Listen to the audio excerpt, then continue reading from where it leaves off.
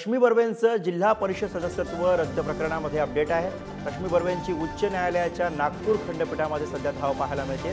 विभागीय आयुक्तांना प्रतिवादी करत बर्वेंनी नागपूर खंडपीठामध्ये धाव घेतलेली आहे। रद्द झालेले जिल्हा परिषद सदस्यत्व बहाल करण्याची नव्या याचिकेमध्ये त्यांच्याकडून मागणी करण्यात आली आहे। विभागीय आयुक्तांना 29 एप्रिलपर्यंत उत्तर दाखल करण्याचे निर्देश देण्यात आलेले आहेत।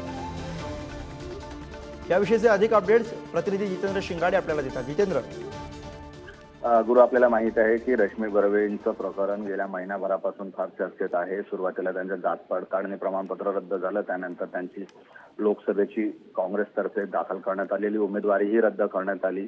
मात्र या विरोधात त्यांनी जेव्हा हायकोर्टात धाव घेतली होती तर हायकोर्टाने अंतरिम स्थगिती दिलेली आहे आणि अंतरिम स्थगिती दिल्यानंतर जो त्यांचं जिल्हा परिषद सदस्यत्व आहे ते रद्द करण्याच्या निर्णयाला त्यांनी उच्च न्यायालयात आव्हान दिलेलं आहे। अंतरिम स्थगिती दिल्यावर त्यांचं जिल्हा परिषद रद्द करण्यात आलेलं जिल्हा परिषदेचं सदस्यत्व बहाल करण्यात यावं अशी या याचिकेतून मागणी करण्यात आली। आता त्यावर हायकोर्टाने 29 तारखेपर्यंत विभागीय आयुक्तांना आपला अहवाल सादर करण्याचे निर्देश दिलेले आहेत। त्यामुळे 29 तारखेला विभागीय आयुक्त काय अहवाल सादर करतात आणि त्यानंतर रश्मी बर्वे यांचं जिल्हा परिषद सदस्यत्व कायम राहतं की ते रद्दच होतं हे पाहणं महत्त्वाचं ठरणार आहे। अर्थात धन्यवाद जितेंद्र या सविस्तर माहितीसाठी।